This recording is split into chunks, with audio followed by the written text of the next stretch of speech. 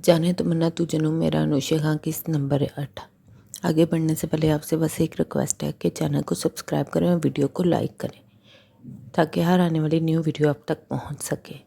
और पहले ही आपसे एक मुआवज़त है कि आज कुछ तबीयत नासाज है, तो अगर आवाज़ में कुछ आपको लगे तो प्लीज़ माजरत है।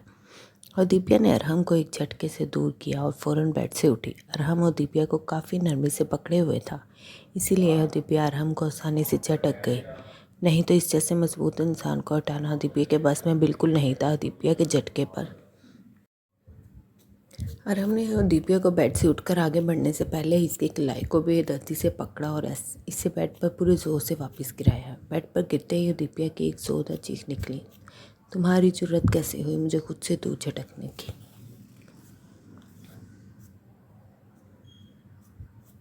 अरहम ने दीपिया के जबड़े को अपने हाथों में बींचे चलाकर कहा, जबकि दीपिया अब कुछ भी बोलने के काबिल ना रही थी।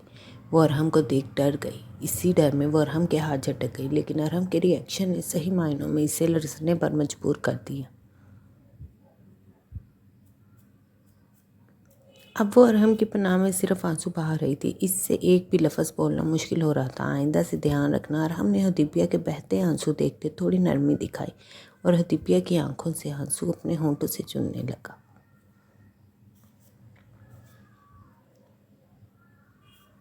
और दीपिया बस चुपचाप अरहम को इसकी मनमर्जी करने दे रही थी। अरहम ने दीपिया की आंखों को छूते गालों से होते इसकी दूधिया शफाफ गर्दन पर अपने लब रखे तो दीपिया जैसे होश में आई। अरहम दीपिया ने डरते डरते अटकते हुए अरहम को पुकारा,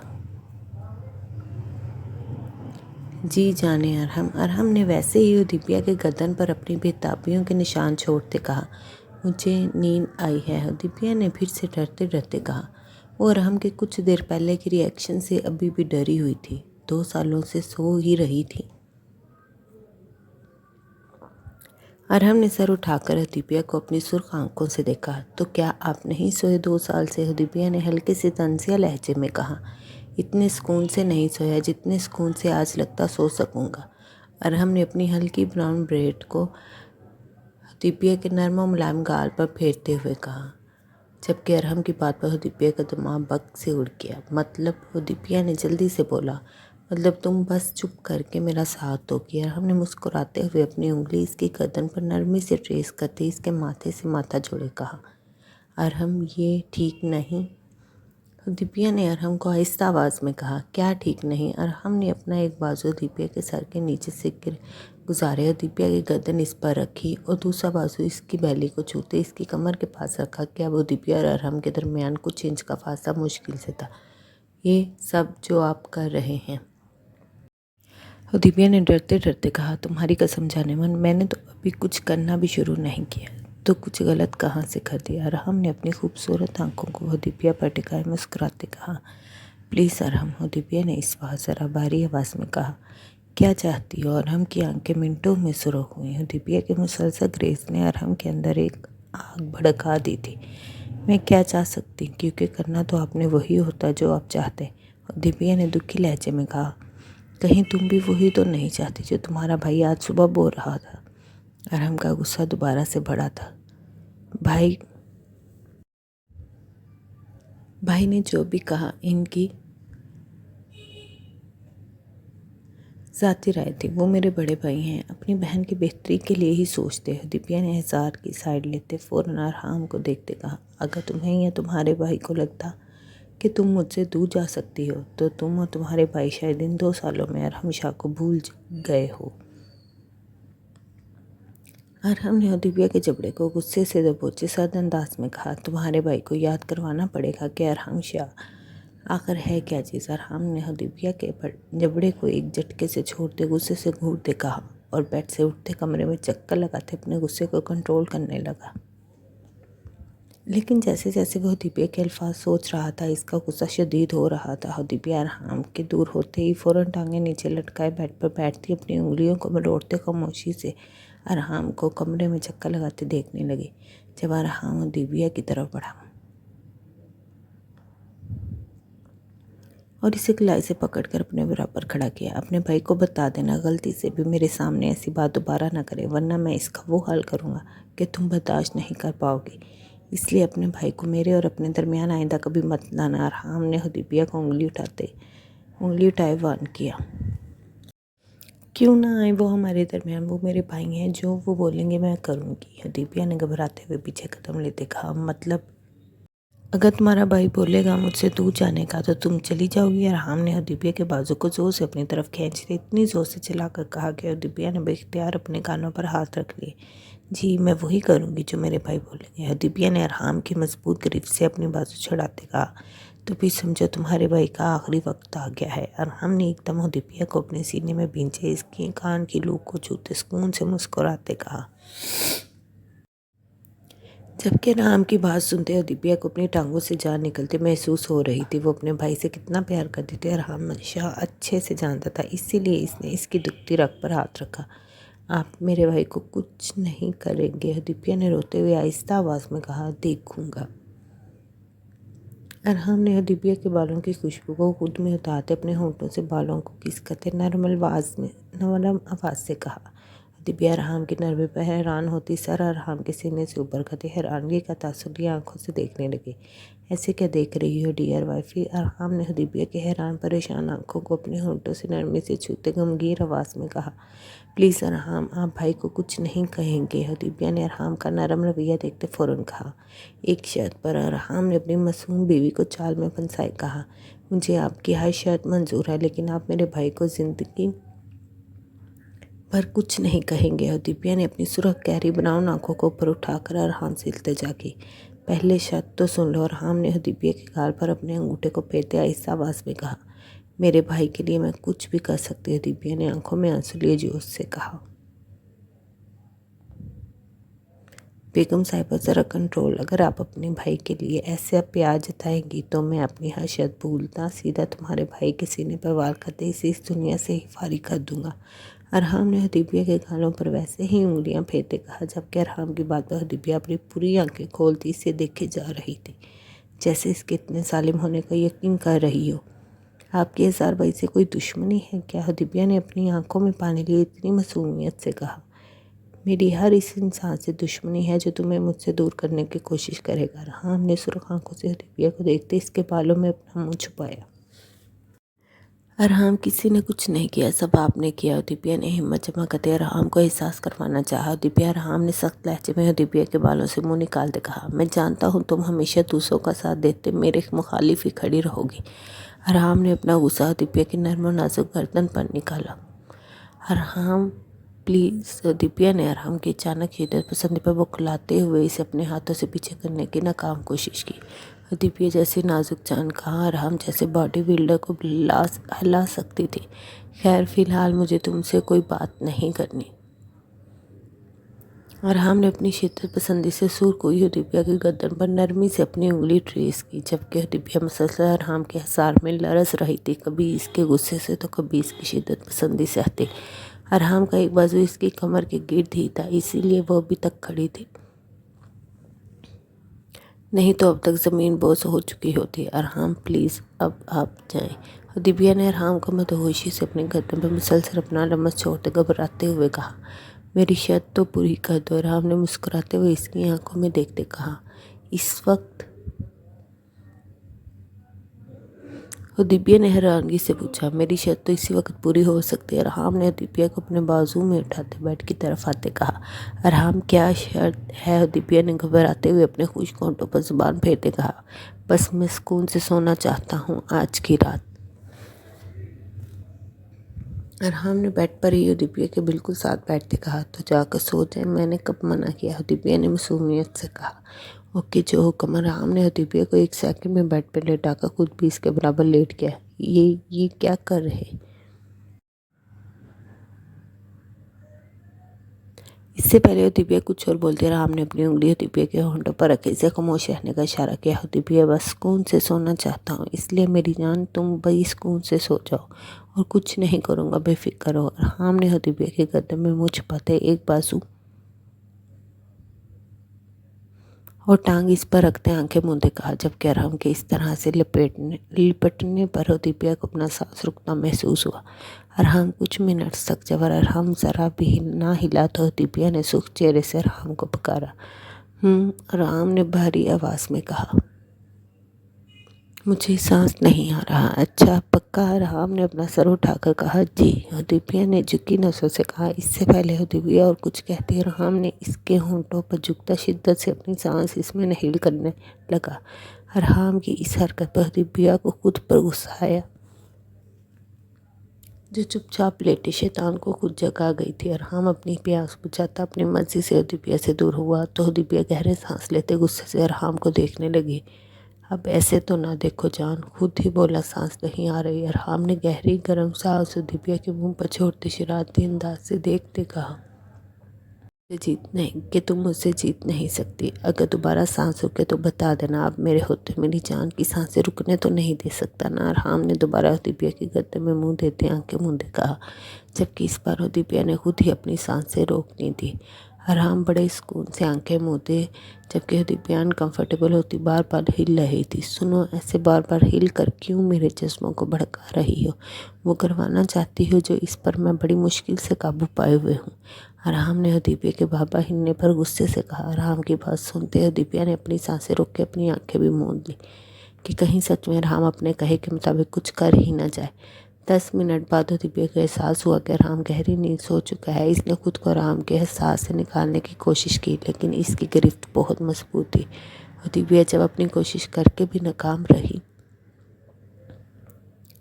तो इसने भी राम के खूबसूरत चेहरे को देखते अपनी आंखें मूंद दी और कुछ मिनट्स बाद वो भी नींद की पुरस्कून वादियों में उतर गई। हरी से भरपूर अंगड़ाई लेते बेड पर बैठी जब इसकी सामने नजर पड़ी तो इसके मुंह से एकदम चीख निकली।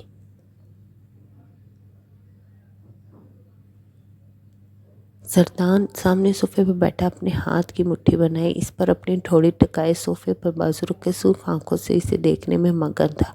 अरीज़े की चीख पर भी इसकी पोजीशन में कोई फ़र्क नहीं आया था, जबकि अरीज़े ने अब अपनी आंखों को अपनी हाथों की मुट्ठियां बनाते मसला और फिर सोफे की तरफ देखा। लेकिन सरदान को अभी भी वहां देखकर अरीज़े को एहसास हुआ ये कोई ख्वाब नहीं है। इसीलिए वो सराहने पड़ा अपना दुपट्टा उठाते एक झटके में बेड से खड़ी हुई। वो तो दिल में शुक्र अदा कर रही थी कि रात इसे फिर से फीवर सा महसूस हो रहा था तो वो कपड़े बदले बिना ही सो गई। नहीं तो वो अक्सर रात को सोते में नाइटी यूज़ करती थी और अगर अब वो इस वक्त नाइटी में होती तो ये सोचते ही अरीसे के माथे पर पसीने के कतरे चमकने लगे। अरीस ने बेड के पास खड़े होते सिद्धांत शाह को घूर कर देखा, क्योंकि सिद्धांत ऐसा कुछ भी कर सकता है ये वो सोच भी नहीं सकती थी। आप मेरे कमरे में कब और क्यों आए हैं? अरीसे को सरदान की इस हरकत पर बहुत गुस्सा था, इसीलिए वो कमर पर हाथ रख के सोफे से थोड़ा फासले पर खड़ी हुई गुस्से से बोली, जबकि सरदान शाह अरीसे की इतनी हिम्मत पर आईब्रो रेस किए दाद देने वाले अंदाज में देखने लगा। सरदान शाह के इस तरह देखने पर अरीसे ने घबरा कर इधर उधर देखा। आप मेरे कमरे में क्यों आए हैं? इस बार अरीसे ने अटकते हुए घबरा कर पूछा। कुछ मिनट पहले की सारी बहादुरी सरदान शाह की एक नज़र से ही हवा हो गई थी। ये देखने के मेरी आंखों की नींद बर्बाद करने के बाद तुम कैसे सुकून से सो सकती हो? सरदान शाह ने सोफे से खड़े होते अपनी सुर्ख आंखों से अरीसे को घूरते इसकी तरफ कदम बढ़ाते कहा, जबकि अरीसे सरदान की इंतहाई सुर्ख आंखों से ही अंदाज़ा लगा सकती थी कि वो रात एक पल भी नहीं सोया। देखिए, आप अभी मेरे कमरे से जाएं। सरदान को अपनी तरफ बढ़ते देख अरीसे भी पीछे कदम लेने लगे। तुम इतने सुकून से कैसे सो सकती हो अरीसे? सरदान ने एक ही जस्ट में अरीसे के पास पहुंचते इसे बाजू से थामे चिल्ला कर कहा। जरदान, अरीसे ने सरदान से अपने बाजू छुड़वाते रोते हुए कहा। इसे इस वक्त सरदान से अजीब सा डर लग रहा था। नफासत पसंद सा सरदान इस वक्त बिखरी सी हालत में था, लेकिन इसकी बिखरी हालत में भी वो भरपूर वजाहत का माहिर लग रहा था। अरीसे ने सरदान की तरफ खामोशी से देखा तो जाने क्यों एक अरसे बाद इसके दिल को कुछ हुआ। जो भी था, सरदान इसे सलमान शाह और आमना शाह की वजह से बहुत अजीज था। वो कभी भी नहीं चाहती थी कि सरदान की ऐसी हालत होती। अरीसे और सरदान खामोशी से एक दूसरे को देख रहे थे। अरीसे सरदान की हालत को देखती दुखी थी तो सरदान दीवानों की तरह अरीसे के एक एक नक्श को अपनी आंखों में बसा रहा था।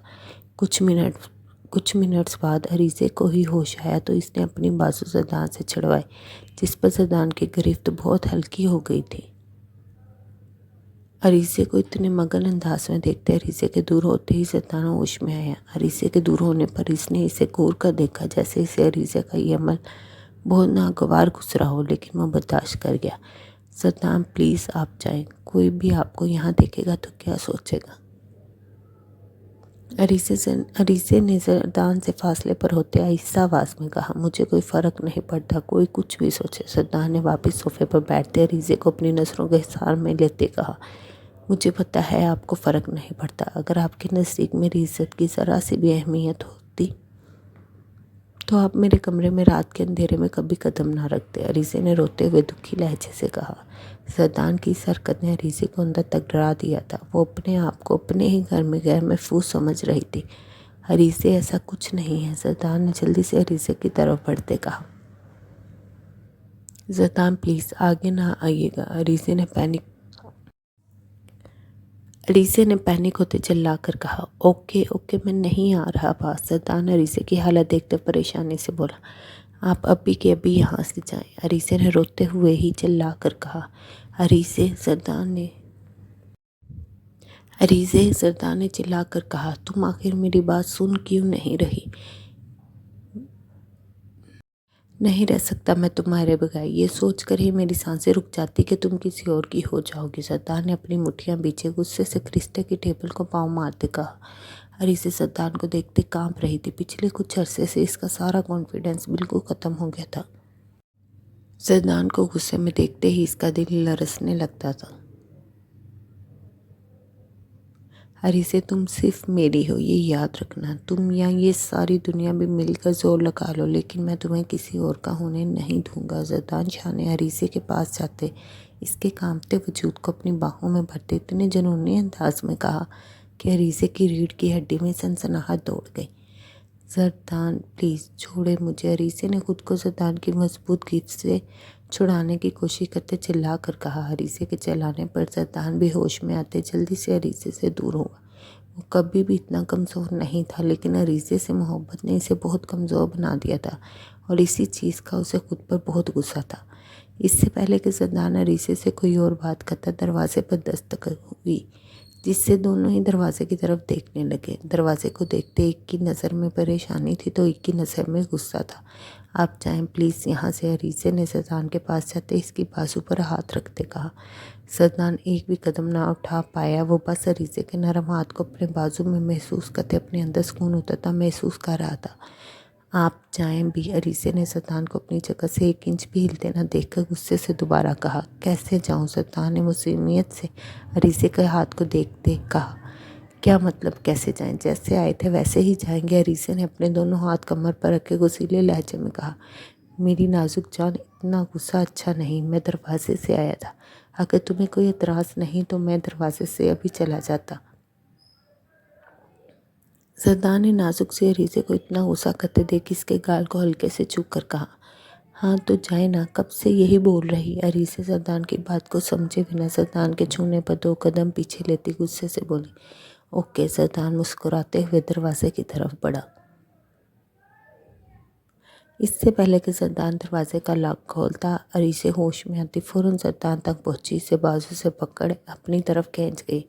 अरे अरे आप जाने भी दो, या तुम्हारी भी नीयत ख़राब हो गई है मेरी तरह। जरदान ने अरीसे के हाथ को अपने बाजू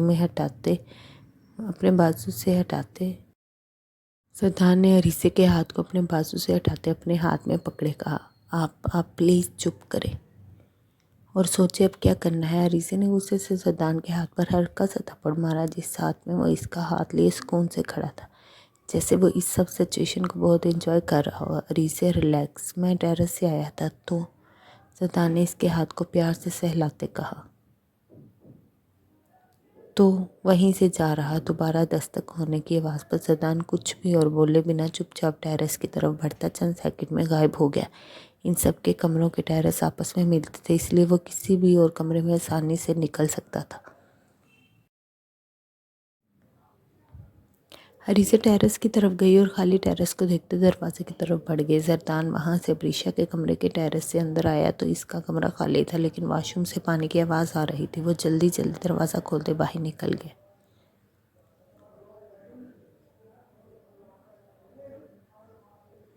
सरदान अपने कमरे का दरवाज़ा खोलकर अंदर दाखिल होने ही लगा जब अरहम ट्रैक सूट में मलबूस अपने कमरे से निकला। वो हीरो किधर? अरहम सरदान के खड़े होने से समझ न सका कि वो कमरे से निकल रहा था या कमरे में जा रहा था। तुम किधर? वॉक पर जा रहा, आओ इकट्ठे चलते हैं। अरहम ने सरदान को गौर से देखते ऑफर की। नहीं यार, तुम जाओ, मैं तो सुकून से कुछ घंटे सोना चाहता। सरदान ने अपने ब्लैक घने बालों में एक स्टाइल से हाथ फेरते कहा। खैर है, सुबह सुबह इतने फ्रेश हो? अरहम ने शक्की नज़रों से सरदान को देखा, जिसका लहजा इसके हुलिये के बरक्स काफ़ी फ्रेश था। आज बहुत अरसे बाद। क्या अच्छा नहीं लग रहा? सरदान ने गुस्से से कहा। अरे क्यों नहीं अच्छा लगेगा? अरे क्यों नहीं अच्छे लगोगे? मेरी तो दुआ है मेरा यार ऐसे ही पुरस्कून रहे। अरहम ने सद के दिल से दुआ दी। ये सच था अरीसे के कमरे से निकलने से पहले के चंद मिनट्स जिसमें अरीसे ने इसे 2 बार छुआ था।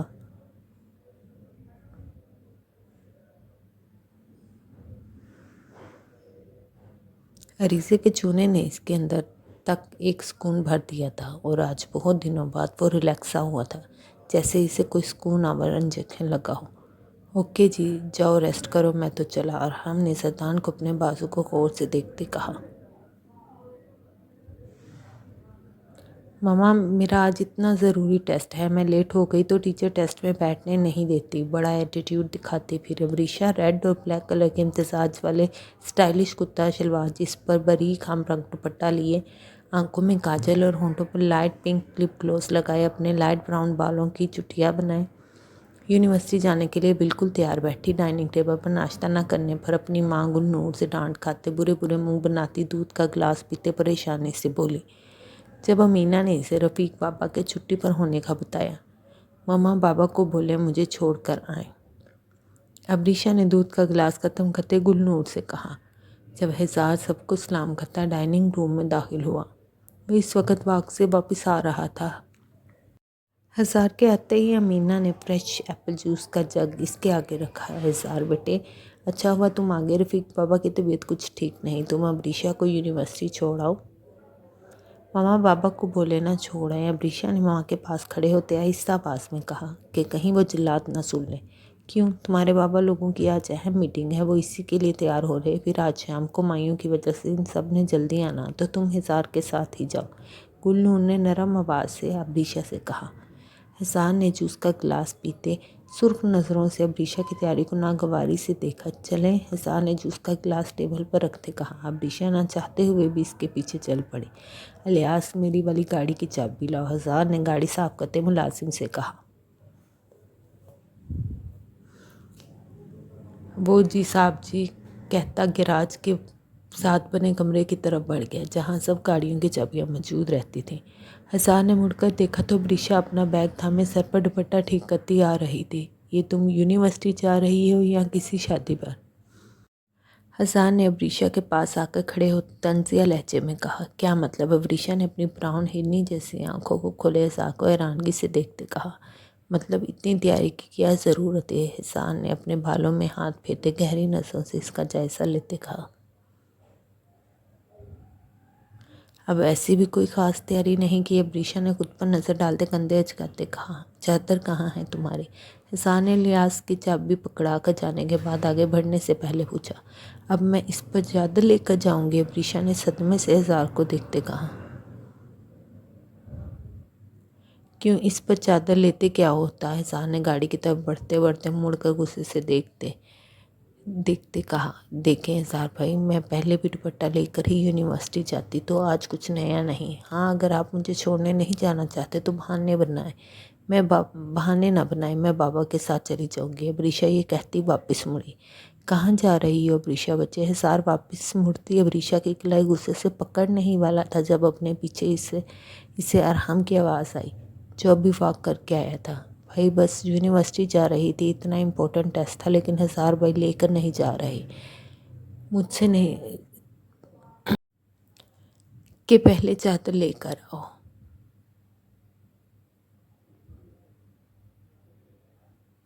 मुझसे नहीं संभाली जाती इतनी बड़ी बड़ी चादरें। अबरीशा ने आंखों में पानी लिया। हिसार की शिकायत लगाना ज़रूरी समझा, क्योंकि पहली बार तो मौका मिला था इसे हिसार से बदला लेने का, जो हर वक्त इस पर फजूल में गुस्सा होता रहता था।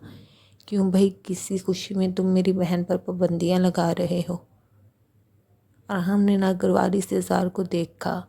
मैं कोई पाबंदी नहीं लगा रहा, जब घर की सब होते जाते मैं बाहर जाती तो ये क्यों नहीं जा सकते। अज़ार ने गुस्से से अरहम को देखा। देखते कहा, ये इसकी मर्जी है, वैसे भी इसने दुपट्टा अच्छे से ओढ़ा हुआ।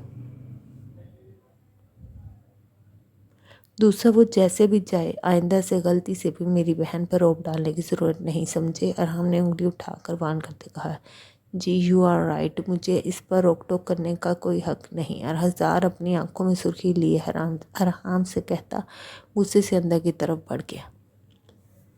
चलो बच्चे, और आइंदा से कहीं भी जाने के लिए ऐसे लोगों की खिदमत लेने की ज़रूरत नहीं तुम्हें। अरहम ने जानबूझकर ऊंची आवाज़ में कहा ताकि हजार जाते जाते सुन ले। जी भाई, मैं तो मामा को बोला, बाबा को बोले, लेकिन वो मीटिंग के लिए रेडी हो रहे थे, प्रीशा ने मासूमियत से कहा। चलो बैठो। और हमने अपनी बहन के लिए फ्रंट डोर खोलते से बिठाया और खुद ड्राइविंग सीट पर बैठता गाड़ी स्टार्ट करते गेट से बाहर ले गया। साथ तुम गए नहीं अब्रीशा को कुछ छोड़ने? फिरोजा ने किचन से निकलते साथ से पूछा, जो गुस्से से भरा अपने कमरे की तरफ जा रहा था। नहीं, वो बाहर अरहम था, वो छोड़ने गया है। अज़ार ने अपने लहजे को कंट्रोल करते नॉर्मल बनाते जवाब दिया। ठीक है, चलो तुम रेडी हो जाओ ज़रा जल्दी से, तुम्हारे बाबा लोग भी बस आने वाले हैं। जी अच्छा। हजार खामोशी से ऊपर कमरे की तरफ बढ़ गया। पता नहीं क्यों गुस्सा अभी भी कम नहीं हुआ था इसका। हजार डार्क ब्लू पैंट और इस पर स्काई ब्लू शर्ट पहने, जिस पर शर्ट के रंग की स्टाइलिश सी टाई भी लगा रखी थी। बालों को अच्छे से सेट किए वो खुशबुओं में बसा ड्राइंग रूम में दाखिल हुआ, जहाँ इस वक्त सब ख़वातीन ही मौजूद थे। मर्द रात नाश्ता करते अपने अपने कामों पर निकल गए थे, क्योंकि सबको आज वक्त पर घर पहुंचना था। शान से भाभी ज़रा जल्दी जल्दी नाश्ता लाएं, बहुत लेट हो गया आज तो। हजार ने अपने कोट को बाजू से उठाते अपनी चेयर पर लटकाया और कुर्सी पर बैठ गया। हजार ने अभी नाश्ता शुरू ही किया था जब अरहम भी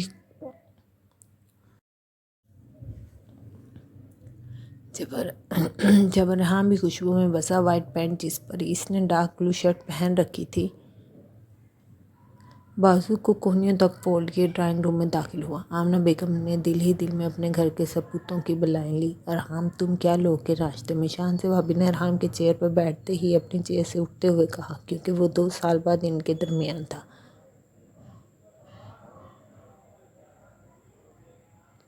इसलिए शान से भाभी ने इससे पूछना ज़रूरी समझा। भाभी आप बैठ कर नाश्ता करें, हदीबिया जाओ तुम मेरे लिए नाश्ता बना कर लाओ। अरहम ने जानबूझकर हजार के बैठे हदीबिया को नाश्ते का बोला।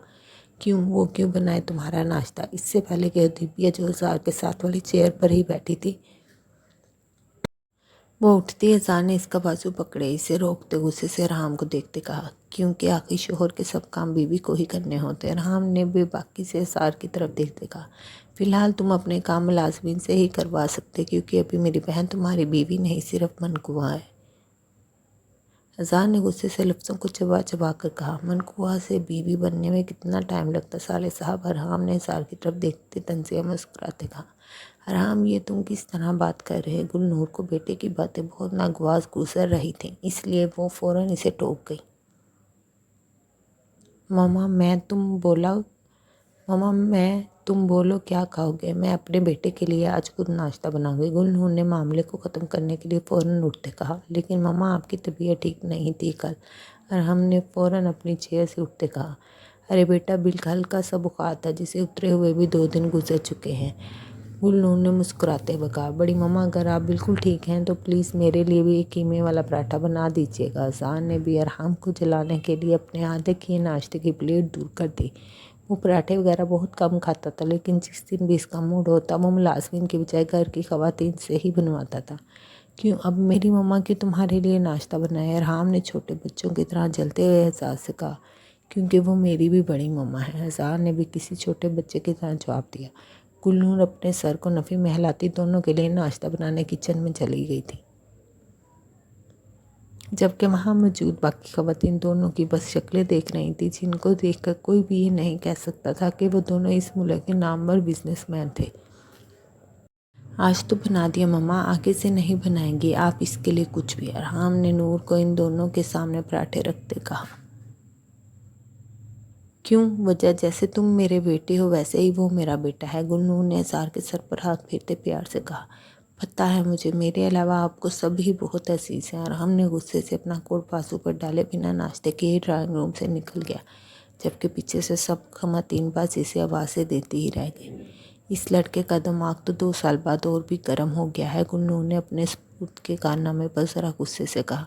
कोई बात नहीं, 2 साल बाद आया है, माँ से लाड डटवाना चाहता होगा। आमना बेगम ने मुस्कुराते हुए गुन्नूर को समझाया, क्योंकि आज भी इनकी देवरानी छोटी छोटी बातों की टेंशन ले लेती थी। हाँ भाभी, आप टेंशन ना लें, शाम को आएगा तो सब भूल चुका होगा। और हजार तुम भी ज़रा तमीज़ से रहा करो, बड़ा है वो तुमसे।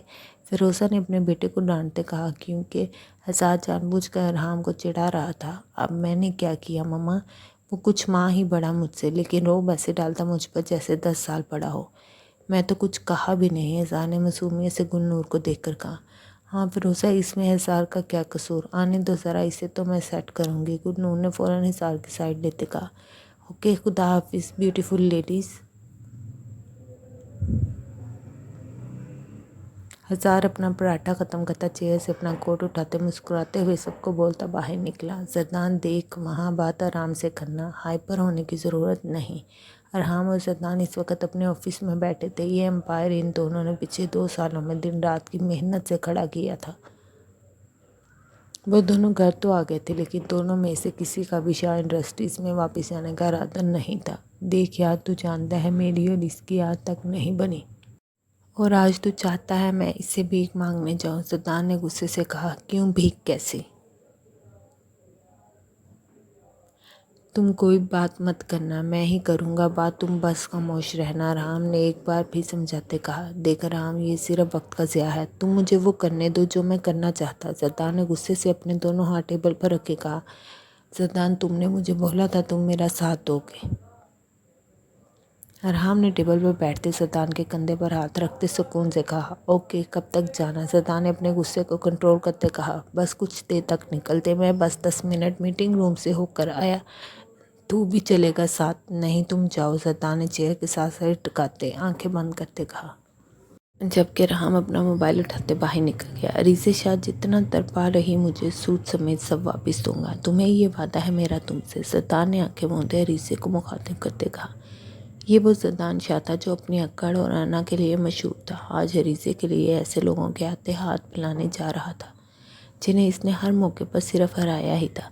सद्दान और अरहाम 3 बजे रेस्टोरेंट में बैठे असफर का इंतज़ार कर रहे थे, जब कुछ मिनट्स बाद ही असफर अहमद अपनी बजीहा पर्सनैलिटी के साथ वहाँ मौजूद था। अरे खैरियत, तुमने मुझे अचानक यहाँ क्यों बुलाया? असफर अरहाम के गले मिलते कहा, जबकि सद्दान ने इससे सलाम दुआ का तकल्लुफ़ भी ना किया। कैसे हो सद्दान? आखिर असफर ने ही सद्दान की तरफ हाथ बढ़ाया, जिसे अभी भी सद्दान शाह ने थामने की जहमत ना की थी। बैठो असफर। अरहम ने सद्दान की तरफ देखते असफर को बैठने को बोला। देखो असफर, मैंने तुम्हें यहाँ एक बहुत अहम बात के लिए बुलाया है। अरहम ने वेटर को कॉफ़ी का ऑर्डर देने के बाद बात का आगाज़ करते कहा, बोलो अरहम। असफर ने अरहम की जाने में तवज्जो होते कहा, जबकि सद्दान शाह इस वक्त अपने मोबाइल में मसरूफ़ था। असफर, तुम्हारी और अरीज़े की शादी होने वाली। अरहम ने अल्फाज को तरतीब देते कहा। हाँ तो? असफर ने सद्दान को गौर से देखते अरहम को जवाब दिया, हम ये चाहते तुम इस शादी से इनकार कर दो। अरहम ने सुकून से कहा, क्या? असफर अहमद ने अपनी कुर्सी से खड़े होते ऊंची आवाज़ से कहा। इसके इस तरह चिल्लाने पर रेस्टोरेंट में मौजूद सब लोग इनकी तरफ मुतवज्जा हुए। असफर यार, आराम से बात सुन। अरहम ने इसे कुर्सी पर बिठाते कहा, जबकि सद्दान इस वक्त बिल्कुल खामोश बैठा अपना गुस्सा जब्त कर रहा था। अरहम, देखो, तुम्हारे और मेरे ताल्लुकात हमेशा बेहतर रहे हैं, इसलिए मैं आज यहाँ हूँ। तुम्हें जो बात करनी साफ साफ करो। असफर अहमद ने सद्दान को देखते आराम से कहा, जबकि इस सब के दौरान वेटर काफ़ी रख गया था। असफर, क्या तुम जानते हो अरीज़े की पहले मंगनी हो चुकी है? राम ने असफर से जानना चाहा कि वो किस हद तक जानता कुछ भी। हाँ, मुझे अंकल सलमान ने सब बता दिया था मंगनी होने से पहले ही। असफर अहमद ने सद्दान को देखते इन दोनों के सरों पर धमाका किया। तो क्या तुम जानते हो इसकी मंगनी किससे हुई थी? राम ने दोबारा से असफर से पूछा। ज़ाहिरी बात है, ये भी अंकल ने बताया है मुझे, लेकिन मेरे नज़दीक ये सब कुछ अरीज़े का माजिया है, जिससे मुझे कोई फ़र्क नहीं पड़ता। असफर ने अरहम को देखते बात ख़त्म करते कहा, लेकिन मुझे फ़र्क पड़ता है। सद्दान शाह ने ब्लैक कॉफ़ी का सिप लेते कप टेबल पर रखते कहा। मतलब? असफर ने सद्दान को नासमझी से देखते कहा। अरीसे सिर्फ मेरी है। सद्दान ने टेबल पर अपने दोनों बाजू रखते असफर की तरफ देखते सुर्ख आंखों से बोला, तुम पागल हो गए हो क्या? तुम मेरी होने वाली बीवी के बारे में बोल रहे हो? असफर ने इस बार गुस्से से सद्दान को देखते कहा। होने वाली? सद्दान शाह के होते तो ये नामुमकिन है असफर अहमद। सद्दान ने असफर अहमद को घूरते हुए थोड़ी ऊंची आवाज़ में कहा। अरहम ने फ़ौरन सद्दान के कंधे पर हाथ रखे इसे कंट्रोल करने का इशारा किया, जबकि सद्दान ने गुस्से से अरहम को देखा। देखो असफर, तुम्हें इस शादी से पीछे हटना पड़ेगा। अरहम ने भी इस बार ज़रा सख्त लहजे में असफर अहमद से कहा। अगर मैं ना हटूँ तो? असफर अहमद ने पुरसकून लहजे में कॉफ़ी के सिप लेते चेयर से टेक लगाए कहा। तो हटा दिए जाओगे? सद्दान ने सिगरेट जलाते हुए कहा। यानी तुम मुझे धमकी दे रहे हो? असफर ने वैसे ही कॉफ़ी के सिप लेते सद्दान के तड़पने को देखते कहा। जो भी समझना चाहो समझो, मुझे फ़र्क नहीं पड़ता, लेकिन अरीसे सिर्फ सद्दान शाह की होगी। अगर ऐसा ना हुआ तो सद्दान शाह अपने इन हाथों से इसकी जान लेगा, लेकिन इसे किसी और की होने नहीं देगा। सद्दान शाह ने असफर अहमद की आंखों में आंखें डाले इस जुनूनी अंदाज से कहा कि कुछ पल के लिए असफर अहमद भी परेशान हुआ। सद्दान शाह, अगर मैं इनकार कर भी दूं फिर भी तुम्हारे घर वाले इसकी शादी तुमसे नहीं करेंगे। ये तुम्हारा मसला नहीं है। अरहम ने जल्दी से असफर को बोला। क्यों मेरा मसला नहीं? मैं अरीसे को कितना इससे पहले कि असफर अपना जुमला मुकम्मल करता, सद्दान शाह ने असफर का गिरबान पकड़े इसके मुंह पर मुक्का जड़ दिया। ना असफर अहमद, ना गलती से भी मेरी अरीसे के बारे में ऐसा कुछ ना बोलना कि मैं तुम्हें अगला सांस लेने की भी मोहलत ना दूँ। सद्दान शाह ने चिल्लाते हुए कहा। सद्दान शाह के चिल्लाने पर सब इर्द गिर्द से इनकी तरफ मुतवज्जा हुए। एहसास जो अभी अभी रेस्टोरेंट में दाखिल हुआ था, सद्दान, अरहम और असफर को इस हालत में देखता फ़ौरन इनकी तरफ बढ़ा, जबकि वो फ़ौरन पार्टी जिसे वो लंच के लिए लाया था हैरानगी से इसे देखने लगी, जो इन्हें छोड़कर सामने टेबल पर पहुंच गया था। क्या हुआ सद्दान भाई? अज़ार ने आते ही सद्दान के कंधे पर हाथ रखा। तुम यहाँ क्या कर रहे हो? सद्दान ने असफर को इग्नोर करते एहसार से कहा।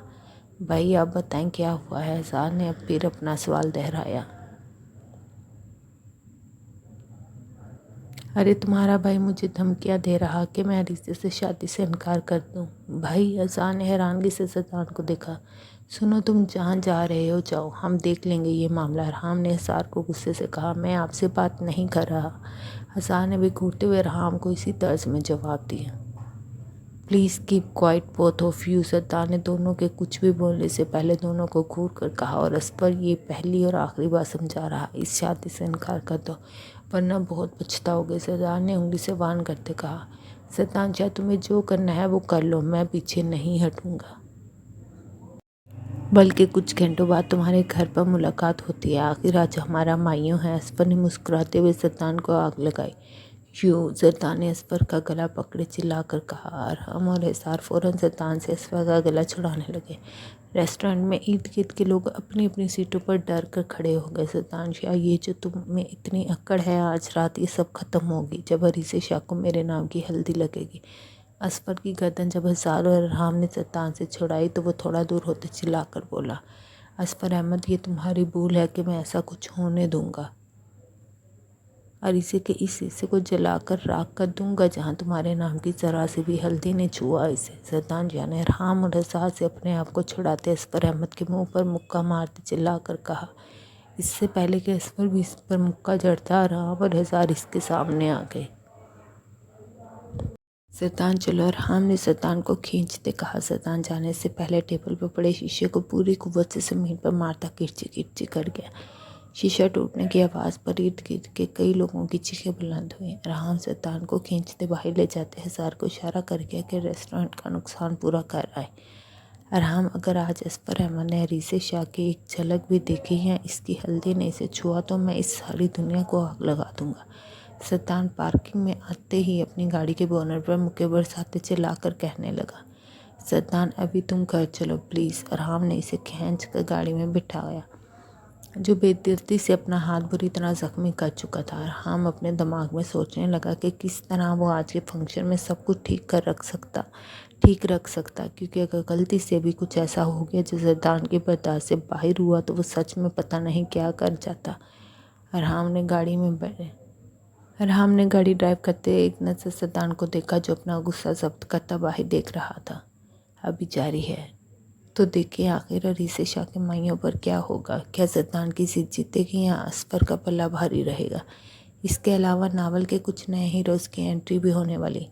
तब तक आप ये बताएं कि आज की एपिसोड कैसी लगी। उम्मीद है पसंद आई होगी। अगर पसंद आई है तो प्लीज़ वीडियो को लाइक करें और चैनल को सब्सक्राइब करें, ताकि नई आने वाली एपिसोड आप तक फ़ौरन पहुंच सके। और सॉरी क्योंकि आज तबीयत की वजह से आवाज़ ज़रा ऐसी थी। मिलते हैं अगली वीडियो में।